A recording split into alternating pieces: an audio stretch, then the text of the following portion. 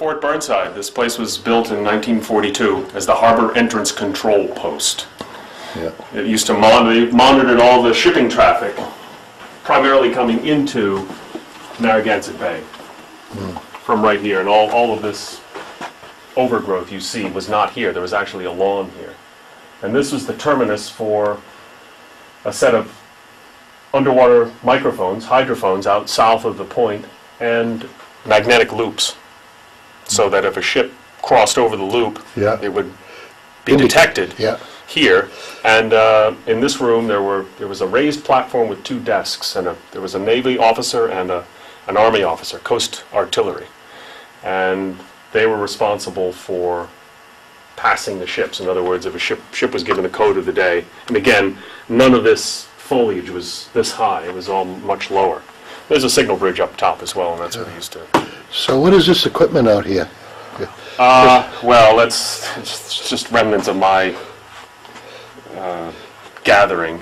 I mean, obviously we've civilianized the building. Yeah. This is the living room now instead of the observation room. Yeah. So. What about all this equipment in here? Well, just give me a rundown on this. Central. Well, originally this was the radio and the code room, and there were probably 3 different sets here. I've never actually I haven't been down to the National Archives to determine exactly what was here. I have a pretty good idea of the sets that were here, none of which are represented by the present configuration. This is just my random acquisition mode insanity run rampant. So you have all this test equipment here that you do all the repair work and that right here? Oh yeah. Can't own this junk without fixing it. Yeah, So. boy, you have a variety of test equipment. Well, So. it's a hodgepodge, and it's not particularly neat, but anyway, it's a representation of primarily Navy gear. Could you just give us a rundown of what each one is? Well, this is a WRT-2. It's a late 50s design Westinghouse set that was used by the Navy in great numbers on board ship. Sideband set, a phasing sideband set. 4 4CX350s in parallel. Nominally 500 watts, but it would run a little bit more. Yeah. And those were used right up, actually I think they were used even on the reincarnation of the battleships in the late 80s and early 90s. Then I'm sure there's still a few in use. This is a URT-2, a Federal Telephone and Radio creation of the late 40s in the Navy and military in general's attempt to have a stable, medium power teletype transmitter. It's auto-tune, but it was rather problematic. It was the first truly synthesized transmitter. The oscillator has a mere 57 tubes in it to generate the signal. And but what they went to was the SRT-14, which is a manual tune version of this. Problematic in itself and with its own quirks, but less trouble than. This is another interesting set here. This is a national FRR-24, is also known as the FRR-37. It's a diversity receiver. There was actually a 3rd and 4th bays, another bay of receivers. What it really is 4 separate heads covering 2 to 30 megs, and the IF and AF sections down here. But it was again intended for teletype reception. Developed in the late 40s, early 50s, a shore-based equipment. And again, diversity. So there was a 3rd rack of receivers and then a 4th rack with teletype terminal units in it. And kind of cute, but again, 87 tubes in each one. So the maintenance factor was pretty high. So that's why these things didn't last all that long. The rest of it is, well, it's fairly common. R390As, R390s. SP600, the venerable T368, known affectionately as a T3, 400 final 400 watt AM set, used primarily in the ANGRC 26D Army. Again, primarily used for teletype, sat on the back of a 2.5 ton truck. Quite a few guys use those, and they're a nice sounding rig. On the AM, yes. AM nets and It's a desirable piece of gear. With minimal modification, it can make broadcast sound. Yeah. So, And then the Collins S line, which doesn't need any explanation, and the Gold Dust twins, KWS1. One of the first well-known sideband rigs. You know those pieces. Yeah, 75, 84, yeah. The concrete protective shield and entering the soft, non-tactical areas of the bunker.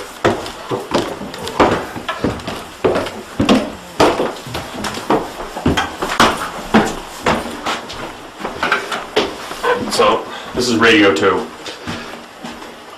Because you can't have enough radios. Okay. And this is World War II type stuff, huh? Yeah. This is all World War II gear.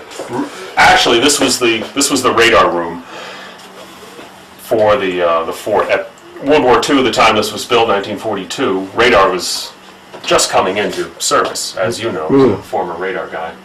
And one of the first real uses for it was gunlaying, coast artillery.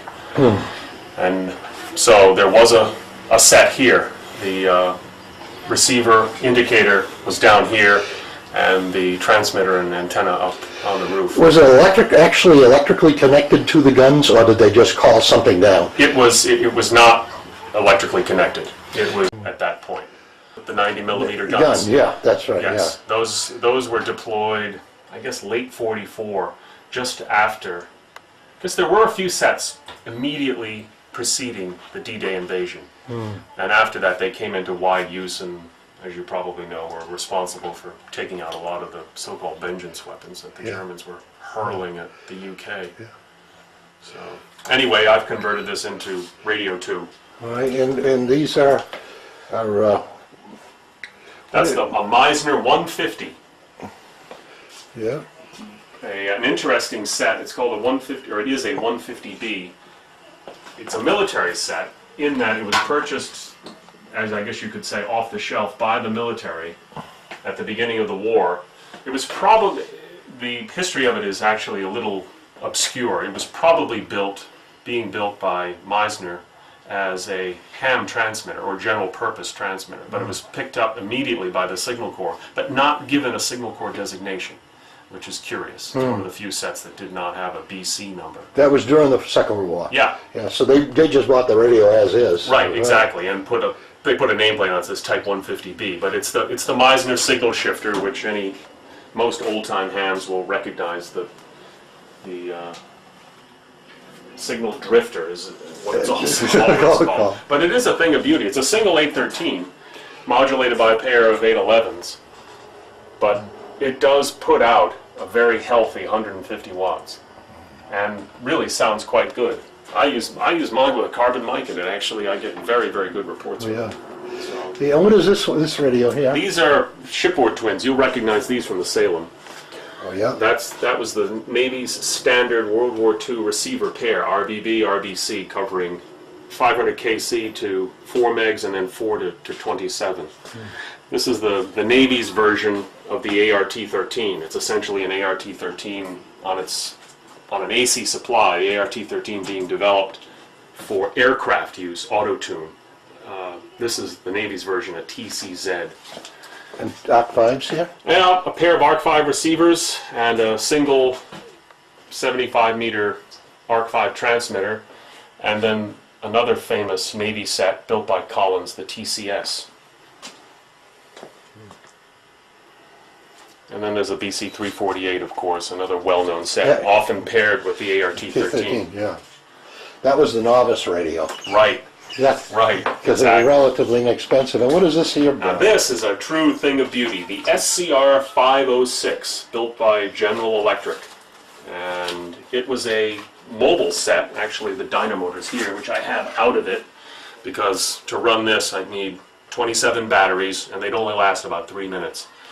But a pair of 814s in the final puts out about 80 or 75, 80 watts AM, but very low power, or 75 or 80 watts of CW, but low power AM. It's a suppressor grid modulated set. So these were used in many mobile installations, predominantly in the back of the 3/4 ton Dodge Command car. And that was my first Johnny Novice receiver that a guy gave me, and he was probably responsible for infecting me with the military collector radio, bug. yeah. And look what's happened. How many of these radios do you actually use on the air? Almost all of them? I try to use all of them. I don't like, I mean, I have a lot of junk, and I do have quite a few parts rigs, but I like to have a piece of gear, and I like to make it work. Right. And almost all of this stuff is in operating condition? Yes. Yeah. Yeah. Yeah, it is. You 3885 mostly? Yeah, usually. Military net on Saturday morning at 5 a.m.? Right. Yeah. In fact, I was on this morning with the stuff in the garage. Yeah.